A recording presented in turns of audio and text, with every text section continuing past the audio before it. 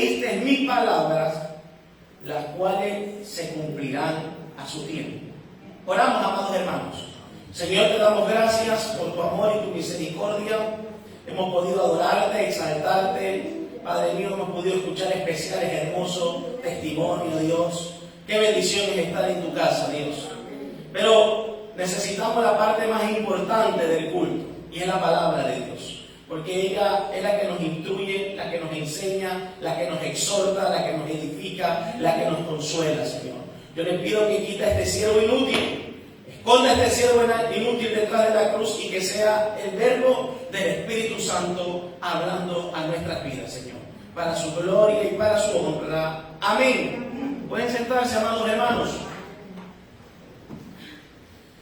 Estamos en el Evangelio de Lucas. Vamos a hacer una pequeña introducción. Lucas, conocido como el médico amado, un hombre inseparable del apóstol Pablo. Este hombre era un hombre no judío. Se cree que era griego de Antioquía. Era un gentil, pero un gentil convertido. Amén. Además, con altos grados de conocimiento. Tanto Lucas como el apóstol Pablo tenían mucho conocimiento. Y Lucas nunca se separó del apóstol Pablo, incluso estaba hasta en las prisiones con él.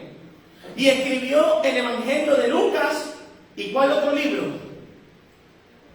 El libro de los Hechos. Amén. Para que ustedes sepan, Lucas fue el escritor del Evangelio de Lucas y el libro de Hechos. Así que podemos ver que Dios cambia a los gentiles o no los cambia. Los transforma. Amén. Los cambió a nosotros. Amén. Y Dios usó a este hombre para tener estos escritos.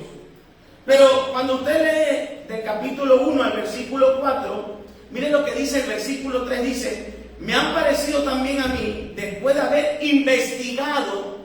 Esto es muy importante, porque Lucas no escribió esto a lo loco. No. Esto se tuvo que investigar. Y se cree por los eruditos que esto lo investigó a los pies de la madre de Jesús, que le informó detalladamente los sucesos que pasaron tanto con su pariente Elizabeth como le sucedió a ella. Y si usted ve el libro de Lucas, están registradas más de 20 parábolas, más de 20 milagros. Aquello es una gran bendición, el libro de Lucas. Vamos a ver que Jesús era incansable, siempre se levantaba, hacía milagros, hacía prodigios e enseñaba. Es un libro maravilloso. Yo se lo aconsejo que ustedes lo lean en casa, el Evangelio de Lucas. Amén. Dice: investigado con diligencia todas las cosas desde su origen. Por eso es importante escudriñar bien las Escrituras, no por encima, investigar.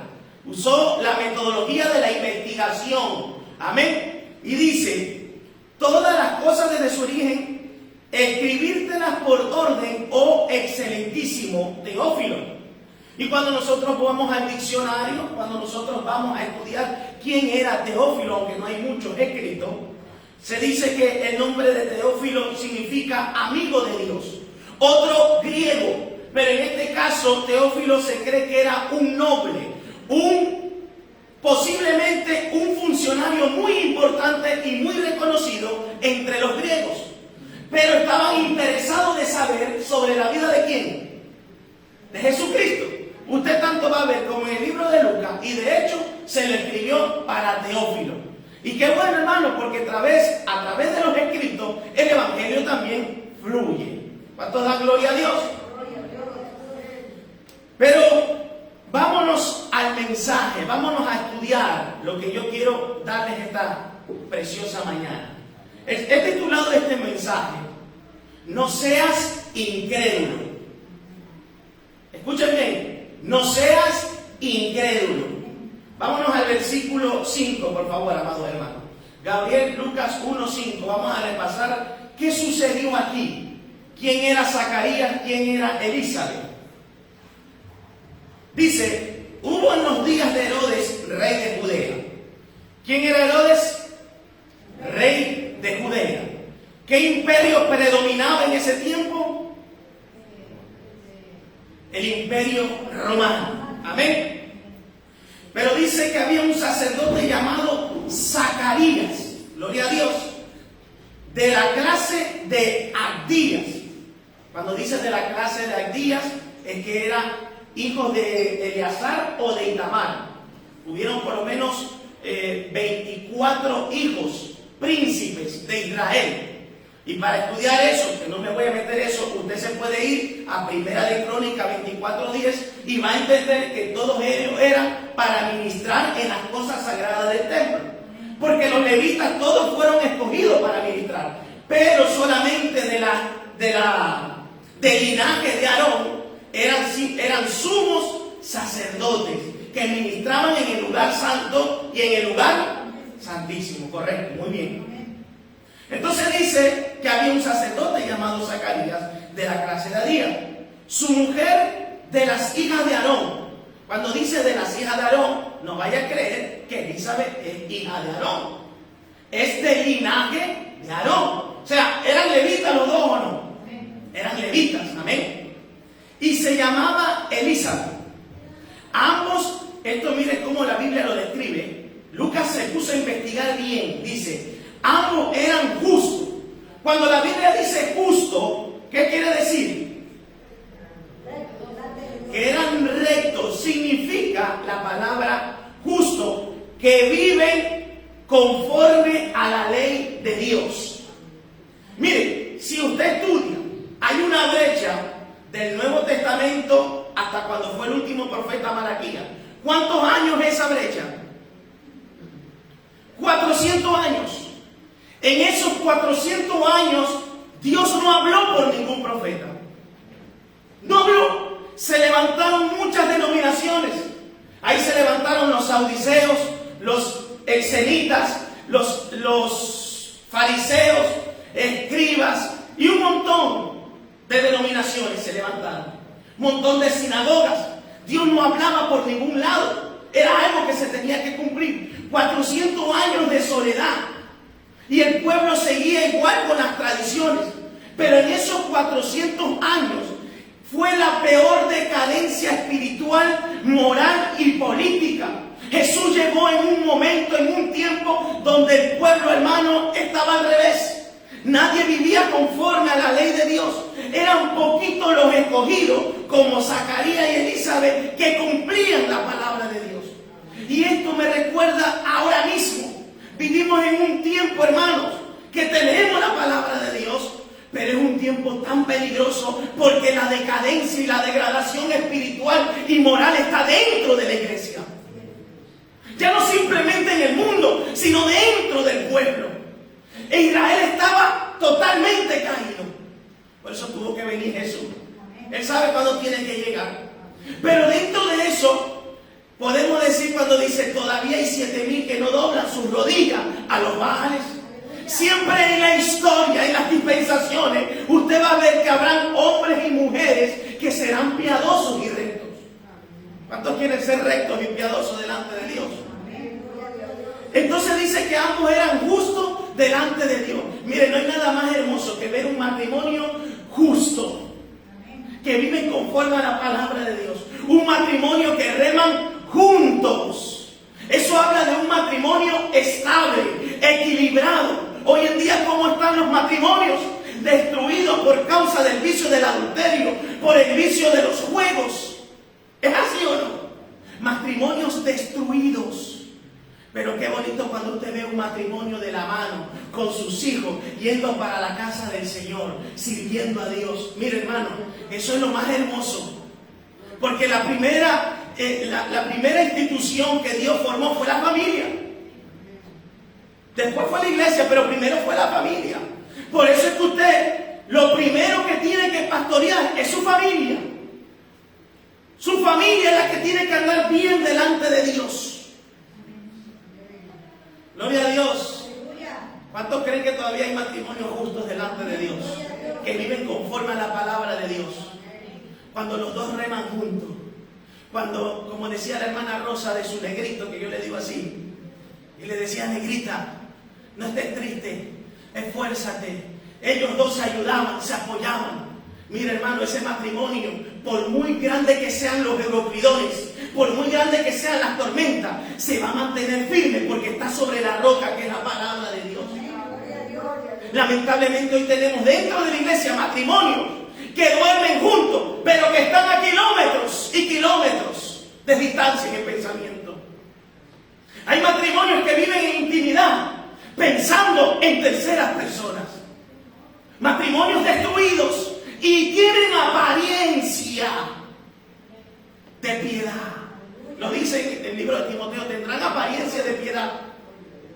Pero este matrimonio era un matrimonio estable.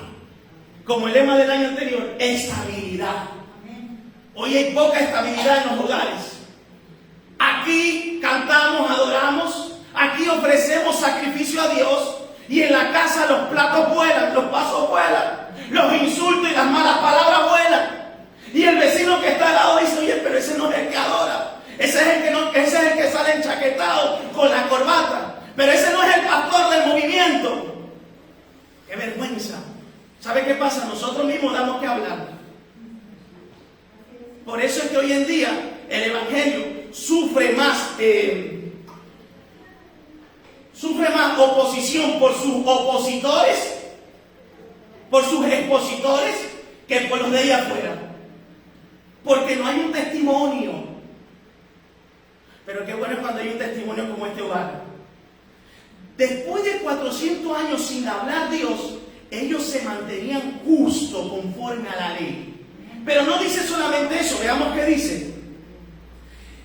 Y andaban, está hablando de los dos, irreprensibles. Y cuando usted se va a estudiar bíblicamente la palabra irreprensible dice que no se puede reprender, vituperiar, criticar, censurar, incorporar, regañar o amonestar, y que no merece alguna represión ni nada por sus méritos y las buenas acciones. O sea, ¿qué es irreprensible entonces? Hermano, que no hay por dónde cogerlo. Si usted ve la Biblia, hubieron hombres irreprensibles. Tenemos a José, tenemos a Daniel, hombres sin mancha ninguna, con una tacha impresionante. Se puede vivir hoy irreprensiblemente para Dios. Se puede, con la ayuda de Jesucristo. Porque con nuestra fuerza, hermano, por donde sea que nos vean, dice, pero ese tiene una mancha. Este matrimonio era irreprensible. Cuando hay un matrimonio irreprensible, Dios comienza a hacer grandes cosas en vuestro hogar. ¿Cuántos adoran a Dios? No estamos en un cementerio, amados hermanos. Dice que ellos eran irreprensibles y dice, en todos los mandamientos y ordenanzas del Señor. ¿Usted sabe lo que es eso, amado hermano? ¿Usted sabe lo que es eso? Que no transgredían ni infraccionaban la ley, vivían conforme a la palabra. Y hoy el cristiano te dice, es que es difícil vivir la palabra. No, difícil somos nosotros que no queremos cambiar. Porque dijo, ligero es, fácil es mi, ay Dios mío, ligero es mi carga y yugo, se me ha hecho un trabalengua ahí. Pero ustedes me entienden. El yugo de Dios es fácil de llevar. El problema es que nosotros tenemos la cerviz dura, como de hierro. Y una cerviz dura no se quiere doblegar. Amén. Pero este matrimonio era irreprensible en todos los mandamientos y ordenanzas del Señor. Qué bueno es cuando Dios de los cielos mira y dice, vamos a examinar la iglesia de Fuerteventura. Porque ahí se ven matrimonios que, mire, he visto gente, y cariñito, mi amor, y tú lo dices, Dios mío, pero esta gente que envidia sana, ¿no? Wow.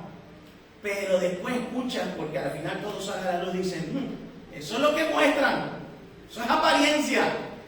Vete a la casa, vete a la intimidad. Y comienzan las maldicencias, las palabras, los insultos y los golpes. Y los ve afuera. Se ven los frutos en el día a día. ¿Y sabe quién hay? Alguien que nos declara. Nuestros babies. Ahí sí que no tenemos escapatoria. Oye, pero es verdad que esto está pasando en estos tiempos. Así están los matrimonios. Pero tenemos que ver que hay ejemplos de matrimonios irreprensibles. ¿Cuántos adoran a Dios? Pero aquí hay un pero, porque este matrimonio estaba bien todo, pero el pero era que no tenían hijos. Y para en aquellos tiempos una mujer no tener hijos era una desgracia. Y yo me imagino a Zacarías llorándole y pidiéndole a Dios para que bendijera a su mujer con un hijo, para que abriera la matriz. Amén. Y usted en la Biblia va a encontrar de varias mujeres que fueron estériles, pero que Dios abrió la matriz. ¿Cuántos quieren tener hijos? Gloria a Dios. Ay, Dios mío. Ni un amén. Por allá la hermana dice, yo ya tengo 4 ya. Hermano, pero hijos espirituales. Gloria a Dios, hijos espirituales, montón. Entonces dice que no tenían hijos porque Elizabeth era estéril. Mira, hermano, todavía la ciencia no ha inventado para cambiar la esterilidad. No hay nada que pueda abrir la matriz si no la hace ¿quién? Dios. El único que puede dar vida en esa, ¿cómo se le llama eso? En la matriz, ¿quién es? El Señor. Entonces dice que ella era estéril. Claro, qué bueno, hermano, es, si nosotros estudiamos bien, que este matrimonio en medio de esa esterilidad, en medio de ese de no tener hijo, seguían sirviendo a Dios. A veces el ser humano le pone condiciones a Dios. Hasta que tú no me bendigas, entonces no te voy a servir. No, ellos servían a Dios. Seguían ministrando en el templo, el sacerdote Zacarías seguían con sus oficios. Seguían buscando a Dios. Porque sabían que tarde o temprano, el único que tiene poder es Dios para cambiar las cosas. Mi esposa se llevó 7 años orando por este de aquí. Y pasan los años, hermano, y cada vez son peores. Y dice, ese no lo cambia nadie. ¿Verdad? ¿Quién lo va a cambiar? Ya no cambian a la hermana Carolina. Ya no la cambia nadie. Pero el Señor que está arriba dice, yo tengo la última palabra. Lo que han desahuciado los hombres, los médicos, Cristo no desahucia. Entonces, médicamente, ¿cómo estaba Elizabeth? Estéril, desahuciada, ya no podía hacer nada. Ahora mire qué pasa. Y ambos eran ya de edad avanzada. Entonces la cosa ya es complicadísima, hermano. Ya ahí ya no se puede hacer nada. Eran de edad avanzadas. Y usted sabe que ya de edad avanzada, ¿a los cuántos años la mujer ya eso se corta? A los 45, 50. Por ahí, ¿no? ¿Y ahora qué? ¿Cuánto, hermana? 50 por ahí. Y menos, ¿verdad? Que le da, ¿cómo se le llama? La menopausia. Se acabó. Y encima Zacarías anciano. Aquí ya no se puede hacer nada. ¿Verdad que no hay nada? No hay salida ninguna. Para el hombre no hay salida. Pero para Dios todo es posible. Para el hombre todo es imposible. Pero para Dios, mire, hermano, hace cosas impresionantes. Continuamos, porque no es la esencia del mensaje donde quiero llegar. Aconteció que ejerciendo Zacarías el sacerdocio delante de Dios, según la orden de su clase, o sea, estaba ministrando dentro del tabernáculo, conforme a la costumbre del sacerdocio, le tocó en suerte ofrecer el incienso. Dice, entrando en el santuario del Señor. Como habían muchos sacerdotes, no voy a meterme mucho por ahí, para que Dios diera una respuesta de forma nacional, echaban en suerte cuando se habla de la vestidura del Urim y el Turim, que estaba entre medio del efod y el pectoral. Pero dice la Biblia, amén, en Proverbios, Gabriel, búscame ahí, por favor, 16:33, para que ustedes entiendan un poquito sobre esto, porque ya la iglesia no anda con sortilegios. Amén. Cristo está en nuestro corazón y todo eso lo dejamos atrás. Dice, la suerte se echa en el regazo, que dice, mas de Jehová es la decisión de ella. Se cree que en ese regazo, en ese bolsito, habían 2 piedras. Y Dios contestaba cuando solamente eran temas nacionales, jamás íntimos. Y en este caso era para ver quién entraba en el lugar santo. Habían tantos sacerdotes, porque Eleazar creo que tuvo 16 hijos y Itamar 8 hijos. Amén, que eran del linaje de Aarón. Pero continuamos, dice, el versículo 10, volvemos a ver, Lucas 1:10 dice, y toda la multitud del pueblo estaba fuera orando a la hora del incienso. ¿Y qué es la hora del incienso, amados hermanos? Si lo hablamos simbólicamente hoy, ¿cuál es esa hora? La hora de la oración. Dice que Pedro y Juan subían a la hora de la oración. El incienso en Apocalipsis lo hemos visto que simboliza la oración. Amén. El sacerdote tenía que quitar las cenizas y colocar los inciensos para que ese olor agradable continuamente esté delante de la presencia de Dios. De hecho, si usted se va a Éxodo, a Levítico, va a ver que era un mandamiento perpetuo, una ordenanza perpetua. Amén. Continuemos. Y se le apareció, y aquí ya vamos entrando poco a poco. Y se le apareció un ángel del Señor, puesto de pies a la derecha del altar del incienso. Zacarías estaba ministrando no en el lugar santísimo, sino en el lugar santo, donde estaba el altar del incienso, que estaba delante del velo. Y Zacarías estaba ahí ministrando para el altar, para el velo. Y de momento se le pone un ángel. ¿Verdad que esto es tremendo? Oiga, escuche. Dice, y se turbó. ¿Qué significa turbarse, amados hermanos? ¿Qué más me pueden decir? Turbó dice que es alterar el ánimo de modo que no acierta a hablar ni a proseguir con su tarea. Bueno, ¿esto qué pasó aquí?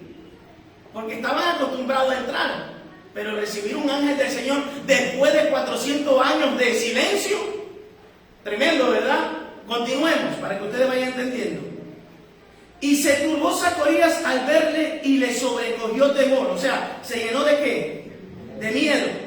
El 13 dice, aquí vamos a parar un poquito en este 13, dice, pero el ángel le dijo a Zacarías, ¿qué le dijo? No temas. Dice, porque tu oración ha sido oída. Si dice porque tu oración ha sido oída, ¿qué significa entonces? Que Zacarías llevaba tiempo orando por su esposa Elizabeth, que era estéril, clamándole: Señor, bendice a mi esposa, dale vida a esa matriz, que ella sea fructífera. Señor, y me lo imagino llorando y clamando cuando iba a ofrecer incienso: Señor, abre la matriz, Señor, bendice a mi esposa, estamos caminando en tu palabra. Estaba orando. Pero recuerden que el mensaje es: no seas incrédulo. Hermano, y esa oración llegó. Yo le voy a decir una cosa, amado hermano. La oración que usted hace por la mañana, por la tarde, por la noche, no es en vano. Recuerden esto, la oración no es en vano. Dice que la oración eficaz del justo puede mucho. La oración de un creyente puede estar en Fuerteventura y es tan poderosa que traspasa fronteras, mares, ríos. Y donde quiera que se encuentre a tu familiar y le dice: Señor, pon tu mano de sanidad. Señor, sé tú salvando a mis hijos que están por allá. Y en la voluntad de Dios y en el tiempo de Dios, que es perfecto, es contestada la oración. Oiga, hermano, esto es una bendición que le diga eso, porque tu oración ha sido oída. ¿Cuánto tiempo no nos llevamos orando? Yo pongo de ejemplo siempre a mi esposa. El Señor le dijo a los primeros años: te lo voy a traer. Claro, pues si lo dijo el primer año, esto será que el otro año ya está aquí Juan Carlos. Pasaron 7 años. orando, clamando, ayunando, vigilando, llorando. Y tú puedes decir en tu mente, porque esa es la duda: ¿será que Dios no me escucha? ¿Será que Él pasa de alto mi oración? No, Dios está en silencio, porque tiene que procesar, tiene que cambiarlo. Entonces el Señor trató con él y dijo: yo te lo puedo traer ahora, pero si lo traigo ahora no va a ser cambiado, tiene que ser procesado. Literalmente me tenían que arrastrar por el mundo para entender, porque yo era muy orgulloso, muy prepotente, muy soberbio, muy altivo. Pero la oración seguía llegando al cielo. ¿Cuántos lo creen? No desmayen la oración. Mira, hermano, si algo siempre aquí hacemos mucha énfasis en la oración, porque un creyente sin oración es un creyente sin integridad. Pero un creyente con oración anda integridad. No va a mentir nunca por su boca. Y si llega a mentir, se va a tener que pegar unos lagrimones. Porque ya la persona de Jesucristo está en su corazón. Dice, porque tu oración ha sido oída, dice, y tu mujer Elizabeth, mira, ¿cuál era la oración? Dice, y tu mujer Elizabeth te dará a luz un hijo y llamará su nombre Juan, como el que le estás hablando. Pero no soy yo. Juan, amados hermanos, qué bendición. Ni se escuchaba por ahí por el pueblo judío el nombre de Juan. Y ahora le va a poner Juan. Alabado sea Dios. Más adelante usted va a ver que le querían poner Zacarías, pero dijo no, es Juan. Amén, hasta ahí estamos claros. Continuemos. Vámonos ahora al versículo 18, porque desde ahí, desde el 14 hasta el 17, usted va a ver que va a hablar sobre cómo va a ser Juan Bautista, qué es lo que va a hacer. Amén, al punto que le dice que va a ser devoto nazareo, que no beberá vino ni sidra, y que será lleno del Espíritu Santo. Y incluso en el 17 dice que irá delante de él con el espíritu y el poder de Elías, para hacer volver los corazones de los padres y los hijos.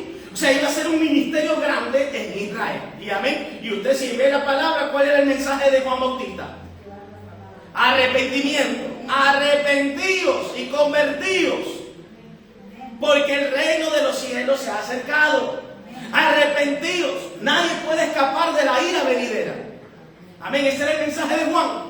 Juan no hizo ningún milagro, pero levantó una nación muerta espiritualmente. Mira, hermano, lo más importante es que Dios levante a un ser humano con un corazón muerto espiritualmente. Continuamos el 18, Gabriel. Lucas 1:18. Dijo Zacarías al ángel. Vio que le dijo el ángel que iba a dar iba a tener un hijo la esposa, dice ahora. Dijo Zacarías el ángel. Aquí viene la duda. Aquí viene la zorrita de la incredulidad. ¿En qué conoceré esto? ¿Qué es lo que está tratando de decirle al ángel en este momento? Claro que estaba viejo, su esposa mayor, estéril, y le dice: ¿en qué conoceré esto? Porque yo soy viejo y mi mujer es de edad avanzada. ¿Qué ve usted ahí? Duda, incredulidad. Si ya el ángel te dijo que iba a abrir la matriz y iba a tener un hijo, hágase su voluntad. Créale a Dios. El problema es que nos llevamos orando tiempo por una persona, por una esposa, por un esposo, por un familiar, y cuando Dios nos va a contestar, no nos lo creemos. Yo me acuerdo que cuando me convertí al Señor, entonces le vinieron dudas a mi esposa. Y dice: pero será verdad. Mis padres escuchaban en el mercado. Dice: no nos ha hablado de la palabra, pero anda con una integridad, ya dejó todo, el alcohol, todo. ¿Esto cómo puede ser? Y tanto tiempo por mi hijo, por Juan Carlos que está perdido, mi esposa dirá, por ese esposo que está allá influenciado por el enemigo. Y cuando ya Dios va a contestar, entonces tú dices: bueno, ¿y cómo es esto?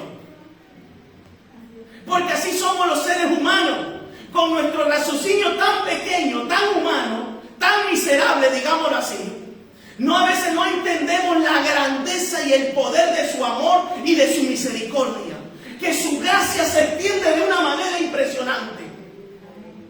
Y le dice: ¿en qué conoceré esto? Le estaba rebatiendo al ángel lo que le había dicho. ¿Y cómo esto va a ser seguro? Sí, tú me puedes hablar mucho, pero yo sé lo que hay. Físicamente no se podía hacer nada. Pero continuemos, versículo 19. Respondiendo el ángel le dijo: yo soy Gabriel. Amén. Era el arcángel Gabriel. Que estoy delante de Dios. Y he sido enviado a hablarte y darte estas buenas nuevas. O sea, podemos denotar que las palabras no eran del ángel, sino de Dios, porque ellos son consiervos nuestros. Y fue enviado para hablarle al sacerdote Zacarías. Zacarías, no sé, nos pone los años que se llevó orando por su esposa, pero cuando llegó la buena noticia, se turbó. Esto no puede ser. Sí, entonces es verdad que Dios escucha. Es como decir, es que Dios escucha. Y yo le digo a usted, Dios escucha. El que hizo el oído no va a escuchar. El que hizo el ojo no va a ver. ¿Cuántos lo creen? Yo sé, hay hermanos aquí que están orando por mucho tiempo y dicen, esto ya no hay quien lo resuelva. Esto ya no lo cambia nadie. A mi hijo no lo cambia nadie. Yo estoy orando ahora por mi hermano John. Ayúdenme a orar por John Anthony. Si lo ve con los ojos humanos, con el raciocinio humano, este no lo cambia nadie. Pero yo sé, por testimonio personal, que Dios cambia. Yo pregunto, ¿Dios cambia, hermana Carolina? ¿Dios transforma, hermana Adela? Hermano Jairo, ¿Dios cambia? Conocí al hermano Jairo hace un año, ¿no? Con los ojos hundidos. Parecía un cadáver andando. Delgadito. Con un montón de problemas. Y me pidió, pastor, ¿cómo se puede hacer para cambiar todo esto? Yo no puedo hacer nada. Lo único que le dije, vamos a orar. Y miren, ahí están los frutos. Se le dio doctrina, se le dio palabra de Dios, fue llevado a las aguas, le dijo no a la vieja criatura. Él decía, si me quitan la salsa, me quitan la vida. Porque la salsa era su vida. Mamarrumba y otros nombres más que hay por ahí, era su vida, sus noches. Me acuerdo que un día un ayuno pasó por aquí, creo que fue. Pastor, pero con mi hija, aunque sea, ni con su hija, porque la vieja criatura ya está echada afuera. Dice que de modo que el que nace en Cristo nueva criatura es. Las cosas viejas pasaron. Pastor, pues entonces no sé qué voy a hacer, porque si a mí me quitan la salsa, era su adoración, amén, era su ídolo. ¿Y cómo está, hermano Jairo? Bien. Ahora la salsa que él usa es para comer. La barbacoa, la de ketchup, la mayonesa. Y Dios la ha cambiado, bajó a las aguas y mire, trabajando y sirviendo para el Señor. Toda la gloria es de Dios, no lo estoy exaltando, nada de eso. Pero cuando una persona tiene la disponibilidad, la actitud, la disposición de que el Señor haga la obra, le digo una cosa, Dios siempre hace la obra completa. Muchas veces la bendición de Dios es interrumpida por nuestra propia incredulidad. Cuando dudamos, entonces Dios no puede ir más allá, porque tu corazón está lleno de duda. Y algo que le desagrada a Dios es la incredulidad. De hecho, usted puede ver el pueblo de Israel en Egipto, en el desierto. Esa gente eran incrédulos. ¿Cuántos adoran a Dios? Pero usted ya no somos incrédulos. La Biblia dice, bienaventurados los que creen sin ver. Usted y yo somos dichosos, somos bienaventurados, porque aunque no hemos visto al maestro, al rabino, al Hijo de Dios, lo sentimos, sabemos que Él está aquí, que Él se pasea. ¿Cuántos lo creen? Yo no sé si ustedes lo creen. Pero Él vino en mi vida un día muy especial, como dice el cántico, y cambió mi corazón. Por eso, hermano, no me avergüenzo de hablar de Cristo, porque Él cambió, amados hermanos. ¿Cuántos adoran al Señor? Continuamos. Dice, yo soy Gabriel, que estoy delante de Dios y he sido enviado a hablarte y darte estas buenas nuevas. Versículo 20, Gabriel. Ahora por dudar, mira lo que le dice. Y ahora quedarás mudo. La duda es como quedarse en silencio.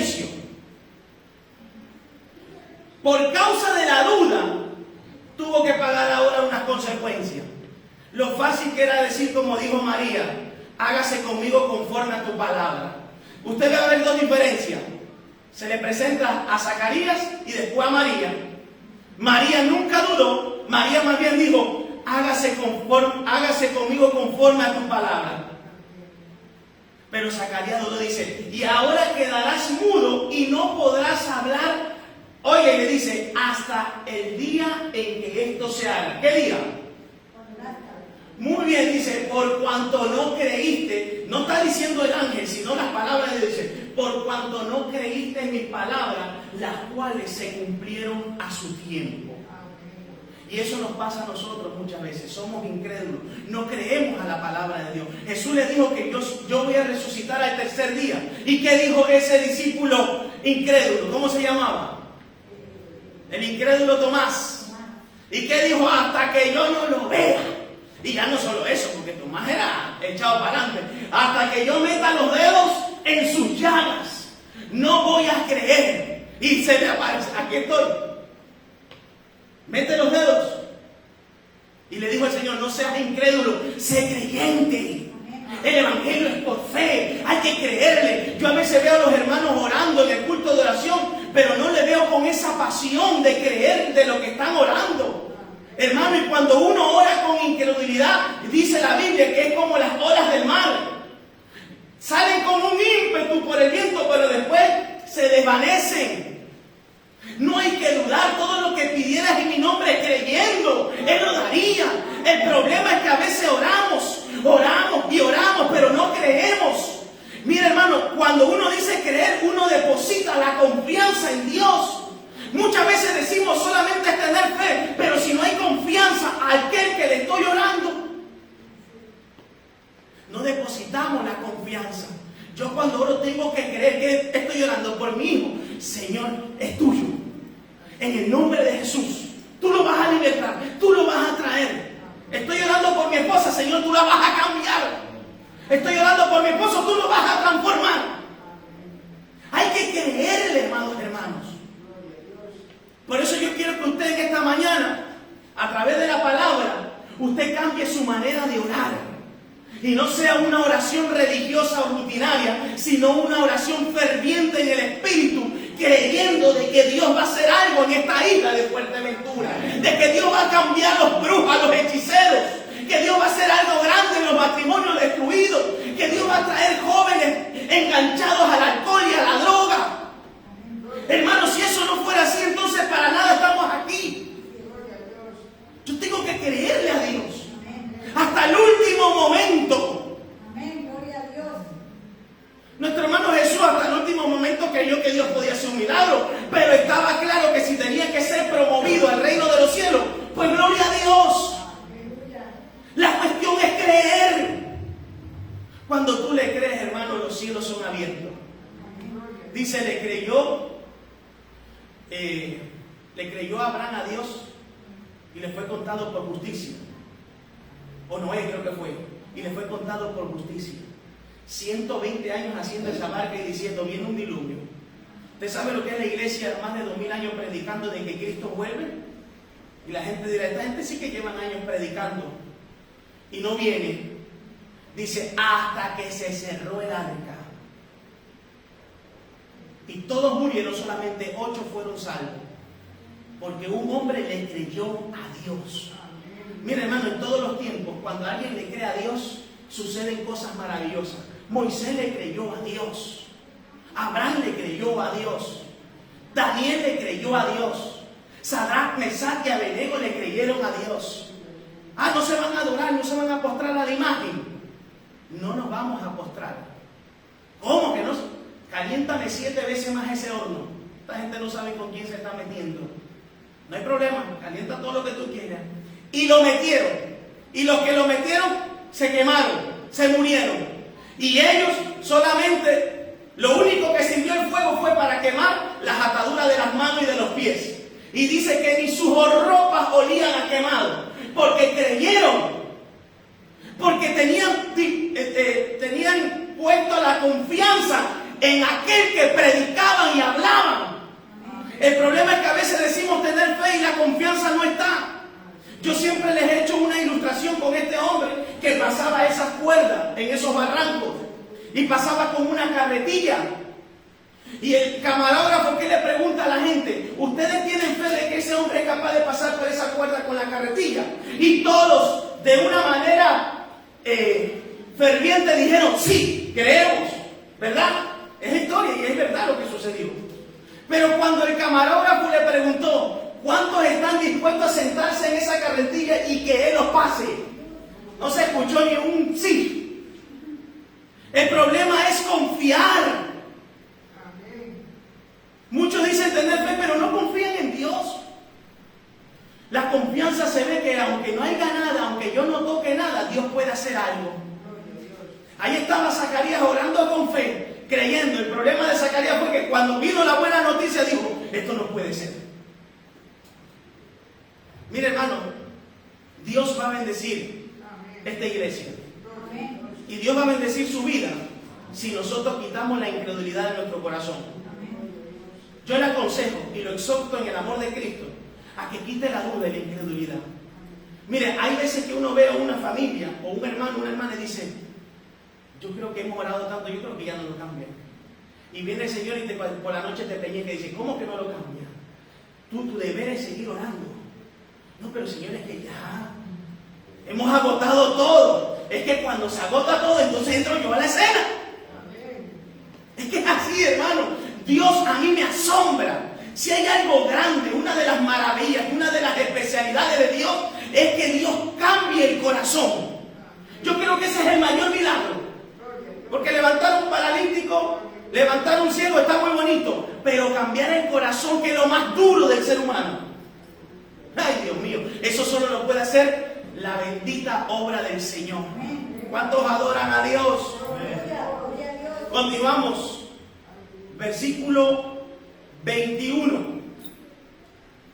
Y el pueblo estaba esperando a Zacarías y se extrañaba de que él se demorase en el santuario. Pero cuando salió no les podía hablar y comprendieron que había visto ¿qué? Visión en el santuario. Entonces, ¿cómo les hablaba? ¿Verbalmente? Le hablaba, dice, por señas y permaneció mudo por no creer en las palabras del Señor. Amén. Pero vámonos a capítulo 1, versículo 57. Vamos a ver que tuvo el cumplimiento de estas palabras. Versículo 57, Gabriel, pónmelo por favor, ahí mismo. Dice, cuando a Elizabeth se le cumplió el tiempo de su alumbramiento, dio a luz un hijo. Yo me imagino a aquellos médicos, doctores, pero esto no es posible. Sí, porque cuando los médicos ven un milagro no entienden, porque ellos tratan de alguna manera comprobar. Y es que, hermano, las cosas de Dios a veces no se pueden comprobar, son milagros. Amén. Dice el versículo 58, y cuando oyeron los vecinos y los parientes que Dios había engrandecido para con ella su misericordia, ¿qué dice? Se regocijaron con ella. Aconteció que al 8º día, o sea, tenía 8 días de nacimiento el niño, vinieron para circuncidar al niño, como estaba en la ley, ¿no? Y le llamaban con el nombre de su padre, ¿cómo? Zacarías. Pero respondiendo su madre, estaba clara, ¿qué le dijo? Dijo, no, se llamará Juan. Le dijeron, ¿por qué? No hay nadie en tu parentela que se llame con ese nombre. Entonces preguntaron por señas a su padre cómo le quería llamar. Oiga esto, y pidiendo una tablilla escribió diciendo, Juan es su nombre. Mira, hermano, ya no tenía duda, después de haberse quedado mudo como para decir, no, bueno, vamos a ver, no. Juan es su nombre, dice, y todos se maravillaron. Y miren qué pasó. Y dice, al momento fue abierta su boca y suelta su lengua y habló bendiciendo a Dios. ¿Se cumplió o no se cumplió la palabra de Dios? La palabra de Dios siempre se cumple. Dios no miente. Dios no miente. Si Él ha dicho que va a hacer una obra grande en ti, tenlo por seguro que Dios va a hacer algo grande en tu vida. Él lo va a hacer.